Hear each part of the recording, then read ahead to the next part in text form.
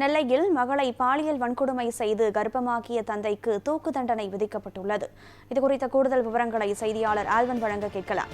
ஆல்வன், இந்த வழக்கின் பற்றிய முழு விவரங்கள், இந்த வழக்கு விசாரணையினூடாக கடந்து வந்த பாதை, தீர்ப்பினுடைய பின்னணி, முழு விவரத்தை பதிவு செய்யுங்கள்.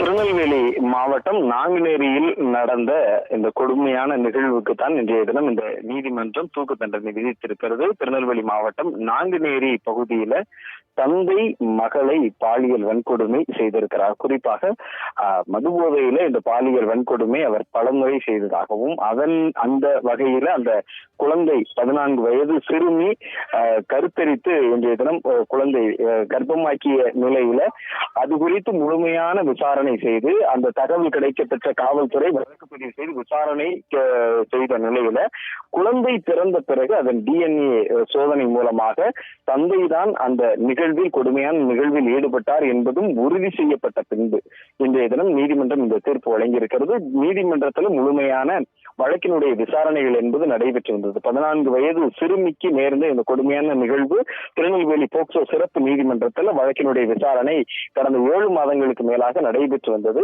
முழுமையான விசாரணை முடிந்த நிலையில தந்தைதான் இந்த நிகழ்வில் ஈடுபட்டார் என்பதை உறுதி செய்து இன்றைய தினம் நீதிமன்றமானது அந்த தந்தைக்கு தூக்கு தண்டனையை விதித்திருக்கிறது. தூக்கு தண்டனை விதித்து அந்த உத்தரவையும் தற்போது பிறப்பித்திருக்கிறது. மகளை மிக மோசமான சித்திரவதைக்கு உள்ளாக்கி பாலியல்